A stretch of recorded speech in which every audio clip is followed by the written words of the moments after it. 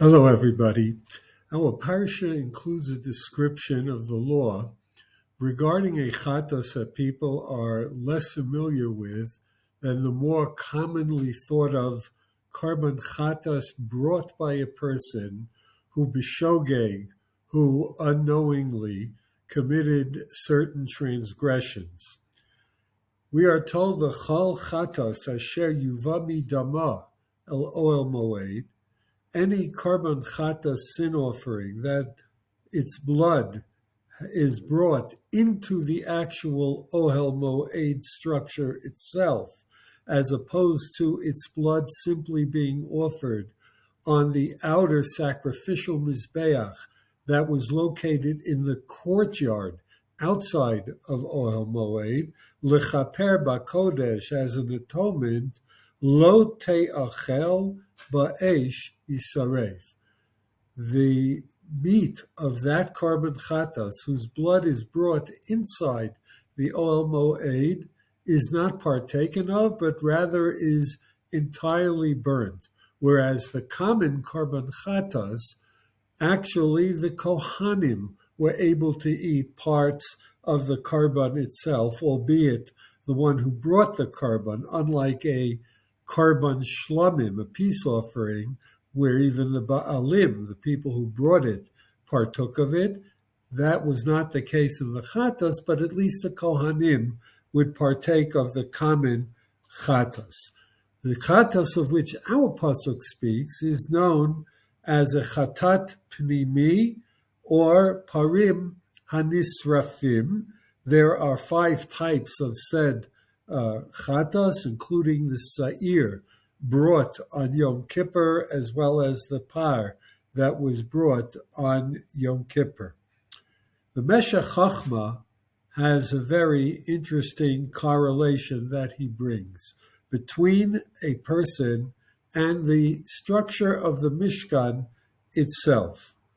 The inside of the person is represented by the inside, if you will, of the Mishkan, the Ohel Moed structure.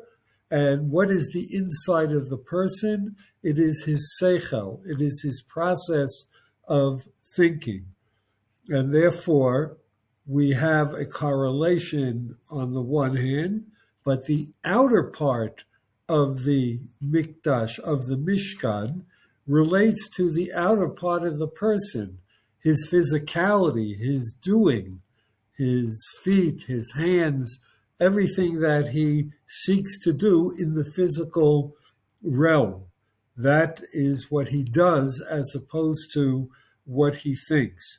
And therefore, says the Meshech Chochmah, when a person's sin is willful, he makes a decision. That's amongst the chatat hapnimi examples that we are talking of in our pasuk. The blood of said chatas has to be brought inside in the ohel moed itself. Whereas when a person has more of an external transgression, the sin is not in his rebellious thinking, I want to do an Aveira. On the contrary, the sin is simply, inadvertently, he actually committed a deed of an Aveira without the Aveira being affected and motivated by his inner thinking. As such, as the outer person is the one that committed the said sin, the common carbon chatas had no blood brought inside, but rather the offering was entirely on the outer mizbeach in the courtyard itself. This too, says the Meshech Chochmah, may allow us to understand why the carbon chatas that was commonly brought outside, the Kohanim could partake of it, whereas the carbon chatas hapnimi, the parim hanisrafim, that was the blood was brought inside, could not be partaken of, but rather ba'esh yisarev. Why? There is no room to say that we accommodate rebellious thinking as opposed to deeds. The deeds of a person often come because of his taiva. He wants to do something. He has physical needs. And one might have thought that even though there was no sense of a mental rebellion, but rather just the actual misdeed itself, that if only the person wasn't so physical, said Avera would not have occurred. We are told no. The Yetzer Hara has a good side to it.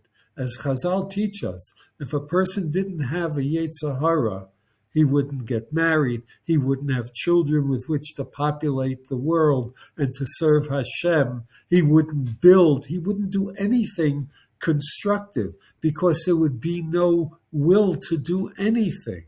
Therefore, a person is endowed with physicality, with the externals of his being.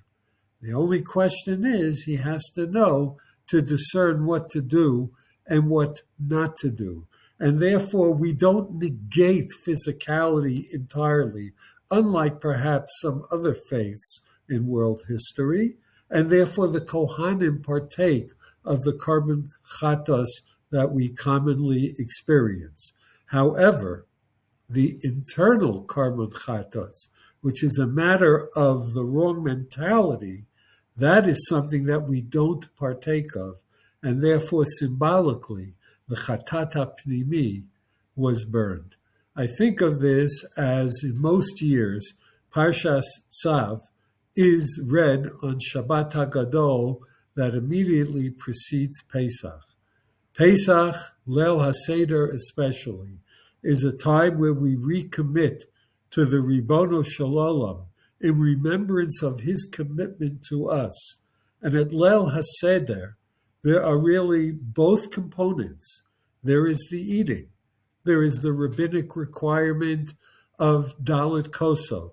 There is the requirement to eat maror, once a mitzvah d'oraita, presently, sadly, only a mitzvah d'Rabbanan.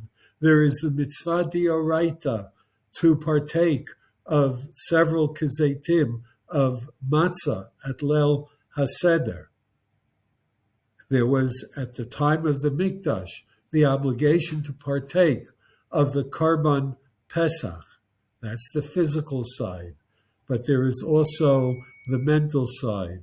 This is a time of the Higadata Levincha, where a person has to share the importance, the significance of what Pesach is all about. This is not just a matter of v'samachta b'chagecha, eat, drink, and be merry. This is a time for real introspection in terms of the connection between us and HaKadosh Baruch Hu, who redeemed us. And it's not just a matter of teaching the next generation. It's a matter of teaching ourselves. And that's why the halacha says that the question and answer structure of the Haggadah is mandatory not only when there are children around the table.